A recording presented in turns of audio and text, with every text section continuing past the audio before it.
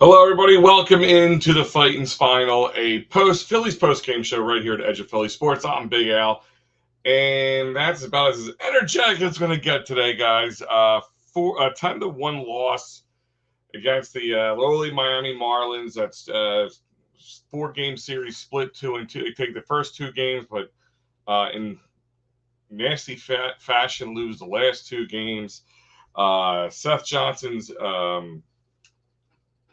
debut in the MLB and as a Philly will be a forgetful one. Hopefully he'll have a short-term memory and he'll get another chance at it. But the Phillies continue to try to find a fifth starter to get to the end of the season. But Seth Johnson right now is going to be hard for him to take that job because he went 2 1/3 innings, lit in 8 hits, let up 9 runs, 3 walks. No strikeouts, and let up a home run in that time frame. But not much to talk about. It was 10-1 on top of that, and all factors the offense was lethargic, non-existing, on vacation. Maybe it was at the beach. Why the team was at the park? I don't know. Maybe they wanted to take a little trip to the beach. I don't know. It was a very lethargic game. They didn't get their first hit into the 6th inning. The 6th inning, 2 hits in the 7th inning, and then finally get their first ribby in the 9th inning with Bryce Harper. But I guess we're just keeping them from having their fifth shutout of the season, which would have been the second one by Miami this year. It's just Lone Depot Park is just a place the Phillies struggle, and I don't get it. I don't get it at all.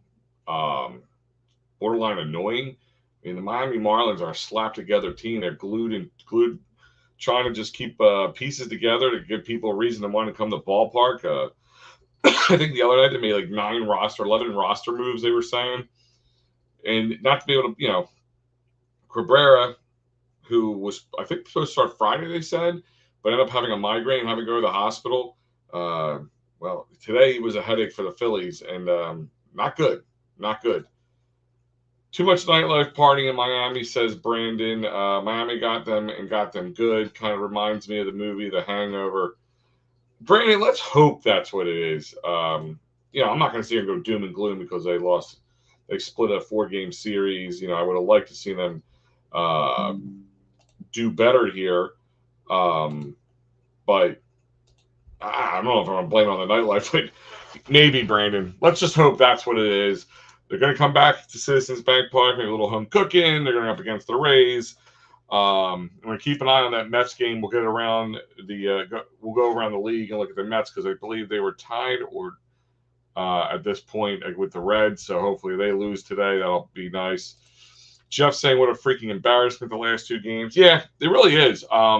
It's one thing not to win. It's one thing if they're like kind of not letting guys go full, more than 6 innings or whatever it is, just because they're trying to save them for the postseason. But your offense is anemic over there, and it's just getting shelled like they did. Now, listen, did it start off well with the newly acquired Seth Johnson, who came in the Juan Soto trade with Baltimore? He was Baltimore's 8th ranked prospect. Came here and just in a few weeks was able to really show what he has in the minors. So it gave them a chance. We're going to talk about some other guys that you would have think by now, like Mick Abel would have been up here, but apparently not. But yeah, getting walloped offensively as they have by the Miami Marlins with the teams. They have some young, decent players on their team. But, let's be honest, they're a bad team. They're just a flat-out one of the worst teams in Major League Baseball, and we're here to just, for what reason? It's unacceptable. It's 100% unacceptable, Jeff. It's a flat-out embarrassment. They were, let's see. Now, listen, they had some guys in there. Weston Wilson was in there. Armis Garcia was catching today with Stubbs kind of playing yesterday and getting knocked around a little bit, and the injury to JT Realmuto, which we'll touch on a little bit as well. You also have Alec Boehm still recouping. Cal Stevenson got a little play time today. Buddy Kennedy got some play time today. And even Garrett Stubbs got pitch again, which I hate saying that. I really do hate saying that. It irks my soul. The team just worries me because I always have these clunkers of games in the back of my mind.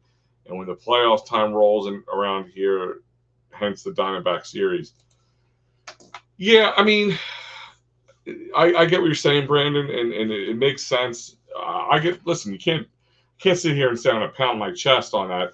I mean, I'll give them this much. They don't really get shellacked too much in the playoffs.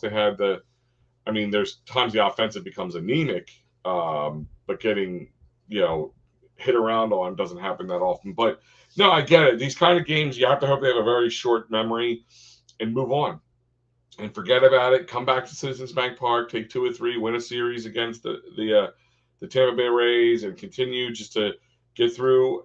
By this time next week, we'll be halfway through September. A couple more weeks of baseball.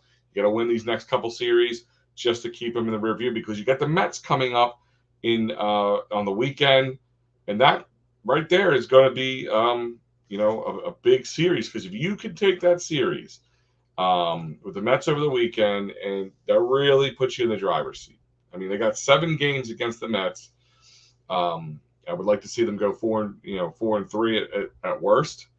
But the Mets really would have to take really just trounce the Phillies to make headway in the standings. But can't rely on that the whole time. So yeah, I mean, it's an embarrassing game. It was a hard game to watch. I went outside. It's a nice, beautiful day. I put the TV out on the deck and just kind of wanted to watch and relax and the nice, and probably would have been better off watching some football today, but it was not a day for that. Let's see. Brandon saying 7 games with the Mets is looking more and more important by the day. No, absolutely, Brandon. Even if they won 3 out of 4 of these games, Brandon, they came back and won today. That 7-game series, I mean, it's going to be important no matter what. I mean, unless over the next few days they lose a few games. I mean, I think they're on a 9-game winning streak coming into today, the Mets.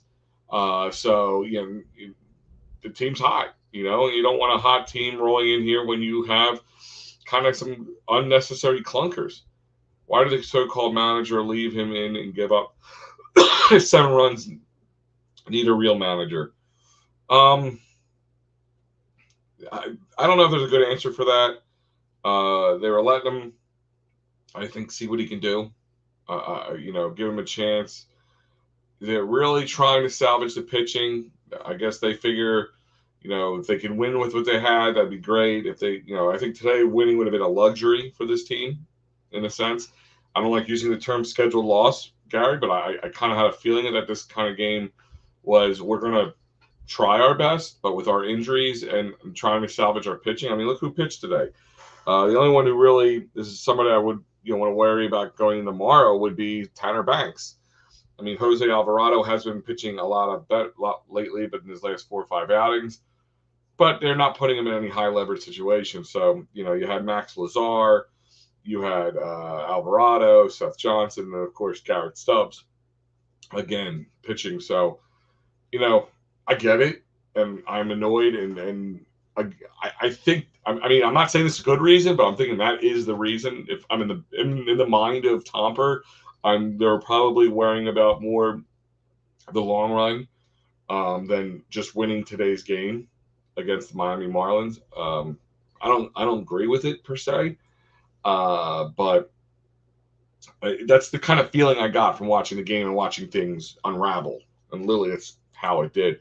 Real quick, guys, I remind you that this is brought to you by Sherry'sTickets.com. That's right, Sherry'sTickets.com, family owned and operated since 1946. Sports, concert, theater, you name it, they got it. No hidden fees, great prices. Forget the other guys, because what's going to happen is you're going to go on the other guys' sites and you're going to see these great prices, and then you're going to go check out and you're going to get slapped with fees per ticket. $30, $40, $50, $60, $100 fees. You're not going to get that at Sherry's Tickets. The price you see on the screen will be the price you pay, and you'll save yourself additional 10% off using that great promo code EOP10. That's right, EOP10 will save you 10% off at Sherry'sTickets.com. So let's go through this. I mean, there's not a lot of offensive scoring for the Phillies, and like I said, they were shut out for the first 5 innings. The only base runner they had was in the fourth when Kyle Schwarber walked. But then, of course, Trey Turner hit into a double play, who didn't have a great game either, and actually was pulled in the sixth inning, and for Buddy Kennedy, who came in and batted in the seventh and ninth inning. Their first hit came in the form of a hit with Weston Wilson getting on, or their second base runner was Weston Wilson getting on first with an E5 fielding error from Connor Norby. And then it was Brandon Marsh. Brandon Marsh who got the first hit of the game. But then it was Armis Garcia, who was up for catching today, who hit into a double play, and Kyle Schwarber, who hit into it and then struck out to end that inning. Flash forward to the seventh inning. Starts with a strikeout with Buddy Kennedy. Bryce Harper gets a double. He had one of the few Phillies that had a half decent game today. Nick Cassiano would ground out to the pitcher. Bryson Stott would get a single. And Cody Clemens would pop up to the third baseman to end that any chance of getting a possible run on the board in the seventh inning. Then the bottom three guys, Weston Wilson, Brandon Marsh, and Armis Garcia, would go out 1, 2, 3 in strikeouts. That'll be 2 times in this game that those guys struck out all 3 in a row. So you struck out the side of the third, struck out the side of the eighth, all 3 of them, Weston Wilson, Brandon Marsh, and Armis Garcia. 1, 2, 3 strikeout. And then the only offense we saw was Kyle Schwarber hitting a single in Johan Rojas pitch running for him in the end of the top of the ninth with a walk to generated by Buddy Kennedy and an RBI single by Bryce Harper. Then Castellanos and Bryson Stott would both fly out to the right fielder, and Cody Clemens would end it on a strikeout, ending a really nasty game, really just putting a nail in the coffin of today's game and the end of the series and the end of the trips to South Florida for the 2024 season. And thank God. Miami's not going to the playoffs, so they're not going to see them there, and we don't got to go back. And it's pretty weird that it's haunted grounds for the Phillies, but it is what it is. And a 10-1 loss to Miami. Gary wants to know what happened to to pitcher Turnbull and Gilbert. Turnbull is been injured. He's on the injured list. He's unfortunately hasn't been able to get better, and that's been kind of his problem. Has been availability and health, and it remains a problem for him. He got injured earlier this year. It seemed like he was going to come back in July. July rolled around, then he was placed on the 60-day DL, a little retroactive 60-day DL, but he was placed on the 60-day DL, or IL, I'm sorry, the IL. And Gilbert, I think he got shellacked, and that was it. And maybe he just hasn't been showing them anything worthwhile. They keep bringing these other pitchers up, which is fine, and I don't mind that. I mean, like I said, at this point, the fifth starter, I'm okay with trying to see what you can get out of a guy, giving a guy from the minors a chance. But the fifth starter is not going to be relevant in the next few weeks, hopefully. We'll see how the rest of the guys play out. But that's what's going on. And like I said, 6, 7, 8, 9, 10 strikeouts on the day for the Phillies, and only 5 hits, 2 walks for them totally. Just not a good game, not a good end of the series, not a good Saturday and Sunday for them. Just not good at all. But like I said, Seth Johnson, he went 2 1/3, 8 hits, 9 runs, all earned, 3 walks, a strikeout, and he let up a home run. And that all came off. Here's your sequence for what happened. He walked his first batter, Xavier Edwards, let up a 2-run home run to Connor Norby.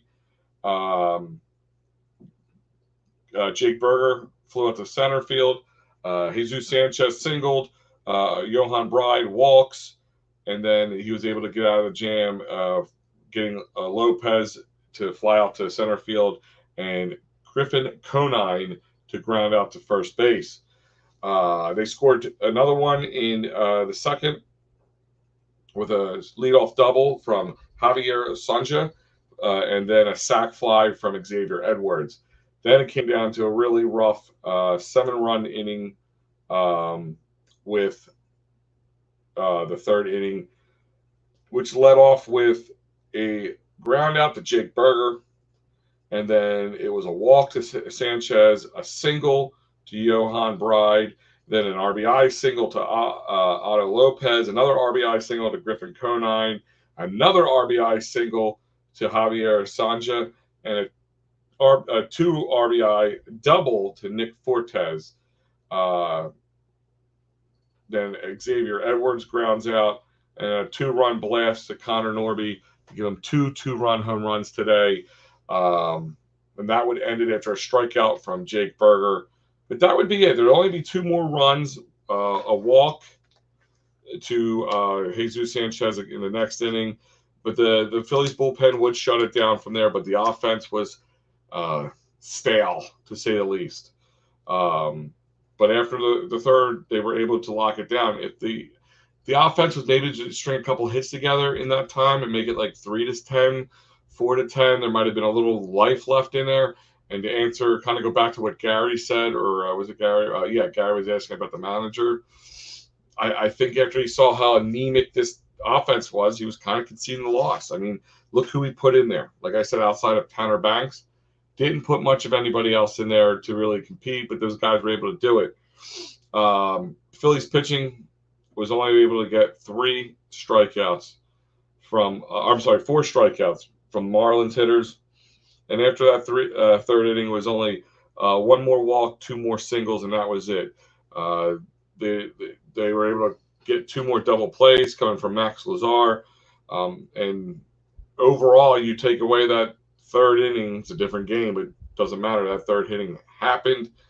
And like I said, it's a rough game. It was a rough game to watch. Yeah, Stubbs pitched good, I guess. Star Wars, yeah, I mean, for a position player, I mean, take it for what it is.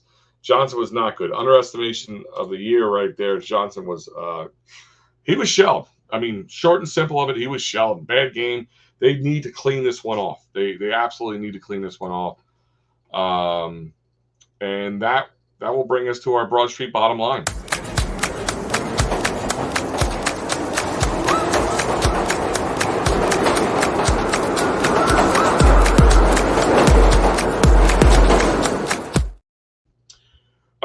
Broad Street bottom line is bottom line. You need to wash this one off and move on. You can't let these things happen. Can't let them get in your head either, because it's just it makes bad juju for the Phillies and teams generally. But that's all I can say about this kind of game. Offense needs to wake up, not rest on their laurels, not rest on having some good games and think they can take it easy. But the offense just needs to be better and not let these kind of things and back up these young pitchers when they come up. I put this on the offense more than pitching. I mean, listen, it was a young pitcher, MLB debut. We've seen a lot of great pitchers come in and have really bad debuts over the years of Major League Baseball. So, I mean, doesn't mean this is the end of Seth Johnson, but might be back to the drawing board with him a little bit. I don't know if he'll get another chance or not. But, where's the offense at in this situation? I mean, you let Edward Cabrera, shut you down for five innings. Unacceptable. It's unacceptable. Cabrera is not that great of a pitcher. Look after like freaking Sandy Koufax. Like this is on the offense. I know a lot of people want to blame the manager at times. I don't blame the manager at this point. In this game, the team looked lifeless. What are you supposed to do? You're not going to sit there and you're not going to try to fit square pegs in round holes. This is on the offense. This is on the players. 100%. There's no other way of putting it out there. There's 100% on the players. I don't know how else to put it, but it is 100% on the players.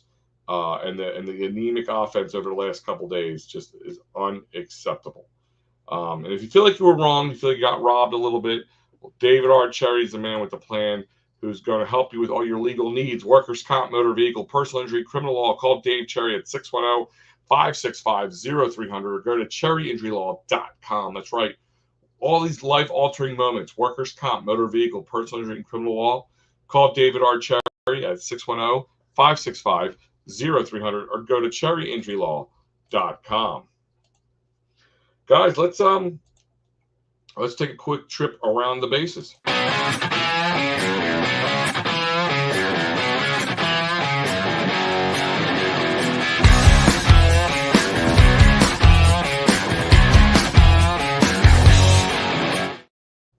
All right, guys, for those that are new to the Phightins final, we take a trip around the league and see what the scores are. Gone final today. The Rays beat the Orioles 2-0. The Pirates beat the Nationals 7-3. And the Blue Jays and Braves came back and tied it up. It was 2-1 before we started the Phightins final, but right now it's bottom of the 10th, 2-2 tied, so keep an eye on that. The White Sox beat the Red Sox 7-2. As we all know, the Marlins shellacked the Phillies 10-1. The Reds are up 3-1 on the Mets right now in the bottom of the 9th. So let's see if they can hold on there. That would be really helpful for today's game. The Royals are up went final today up 2-0. The Rockies are beating the Brewers 4-1. It's helpful for us as well. The Mariners are beating the Cardinals 9-2. The Yankees are losing to the Cubs 2-1 as they're going into the 9th inning. The Rangers are beating the Angels 5-4 in the middle of the 7th inning. And just getting started, the end of the 1st inning, it's nothing for the Tigers and Athletics out in Oakland. It's nothing as well against Dodgers and Guardians. We'll keep an eye on that game in the middle of the 2nd. Giants and Padres, another game to keep an eye on, the Padres game. They're in San Diego. They're all donuts right now in the bottom of the 2nd. And later today, the primetime Sunday night baseball game will be the Arizona Diamondbacks in Houston against the Astros, starting at 7:10. So if you want some late night baseball, but I'm sure a lot of people will be eyes glued to football today. So that is your trip around the bases. And that is brought to you by Dolan's Bar, 24 East Sellers Avenue in Ridley Park. You guys, new graphics coming up for you guys because you got to see the whole new look to Dolan's Bar. The outside is beautiful, some new windows. They have outside seating, inside seating. They got a great place to go. You never know what professional or ex-professional athletes going to be walking through the door. Great food, great drinks, great people. It's PJ Dolan is a magnet for good people who has great people who come in there. Regulars, new people. I've never went in there and had one bad time worried about one person in there at all. Dolan's Bar, 24 East Sellers Avenue, Ridley Park, right off 95, right south of Wilmington, right north of Wilmington, right south of the airport, right there in Delco, right off 95. You guys got to come by, have a drink, tell PJ that Al, the Phightins final, and EOP sent you. So, guys, I'm going to do my first one of the season because usually Sundays is MattyB. And he does a little Down on the Farm with MattyB, but it's Down on the Farm by MattyB with Big Al. So let's touch on some of these key farm players. Phillies of the future, most likely, hopefully. Let's start with the Thrashers here. We got position player of the week, Avery Owasu Asiadu. That's right, I got that right. Center fielder in 3 games. He had 9 at-bats, 2 hits, 3 runs, 1 home run, and 1 RBI. The Thrashers' record for the week was 2-2, so they went 500 on the week. Overall record, they're 43-23. And the pitcher of the week for the Thrashers is Juan Armaneta, and that's in 1 game. He has had 0 walks, 8 and 1/3 innings pitched, 2 hits, only allowed 1 run and 13 Ks.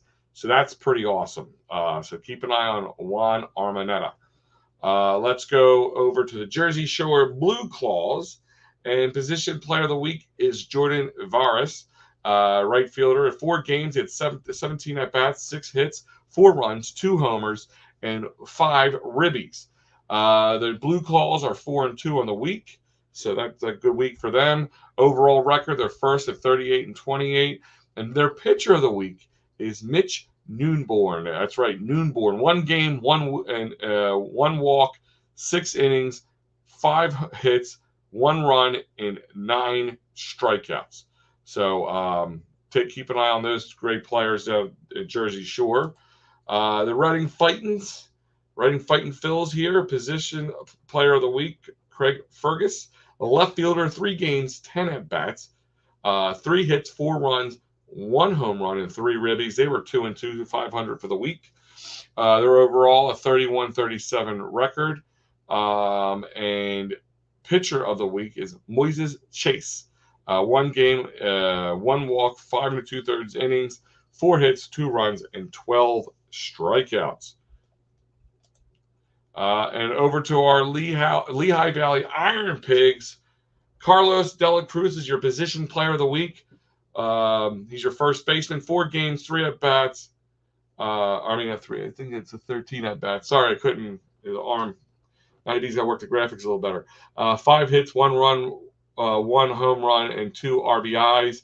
Unfortunately, they're only 1-4 for the week. They're 34-39. Pitcher of the week was Mick Abel, 1 game, 7 1/3 innings, 4 hits, 2 runs, 12 Ks. There's a guy I thought maybe would have had a chance to be called up by now, but he was not. But that is Down on the Farm, brought to you by MattyB, spoke to you by Big Al. So I made MattyB's thing better, as I usually do. But let me see if I'm checking on those scores, and then we will just kind of take a little pop in on the standings. The Blue Jays are up 3-2, top of the 11th, so we'll keep our eye on that as well. The Mets game went final, 3-1. Reds beat the Mets, so that was very huge for us. Blue Jays could be even more helpful, keep the Braves down. So it takes a little burn out of that 10-1. But let's look at the standings. Right now, the Dodgers and the Phillies are tied at 85 and 57. Dodgers do play tonight. So if they lose, we'll be, technically we're in first place now. We would stay in first place because we have the tiebreaker. If they win, then they'll be back up in first place. And the Brewers stay in third and top of the Central with 82 and 60. San Diego is holding on to that top spot right now in the wild card. That was held on to the Braves for a while at 81 and 63. Arizona's at 79 and 64 in the number 2 spot. And the Mets sitting at the 3rd spot right now. And I didn't think I was going to see that this year, but they're at 78 and 64. And like I said, they're 9-1 in their last 10. 9-game winning streak, which pretty much came to an end today. So now that is, let me actually update that. So, so that's what we're looking at right now. Oh, that's right. We lost today. So Dodgers are technically still up on us. So, because I forgot to refresh it. The Dodgers are still up on us. If they lose today, we'll be tied at 85 and 58. And then we would be number 1 overall in the NL at this point. Looking over at the American League, over on the NL and overall in baseball, because the American League, the Yankees are in first place in the East, the AL East at 82 and 60. The Guardians are 81 and 61, tops in the Central, and Houston is tops in the West at 77 and 65. Pretty crazy. The Orioles are 82 and 62. They played 2 more games, lost 2 more games than the Yankees at this point. Kansas City's at the number 2 spot at 79 and 65, and the Twins are 76 and 67. So Atlanta's keeping their eye in. If they can come back and win, that'd be helpful for them from a wild card standpoint, but not for us. Chicago's 5.5 games out. St. Louis is 5.5 games out as well at 72 and 70. So that is about it today. Jeff, it's a great question, man. You would have thought by now Mick Abel would be up here with all the pitching carousel we've had at the 5th starter. You extend the roster in September. I don't know. I don't know why they refuse to bring him up here. I don't know if they're afraid if it shellacks him. He gets shellacked like Seth Johnson did today. It wouldn't be good for him. I don't understand why, but they know better. They're working with him than we are. But I know he had a bad start to the season, but all I hear is all good that he's been doing. So we'll find out. And guys, I want to thank you for joining me today. As always, pleasure, because I know it's hard to sit here and talk baseball when you have all the football on today and you lose 10-1. But we're all going to wash this one away, get the bad taste out of our mouth, go enjoy the rest of your Sunday, and I'll catch you guys next time.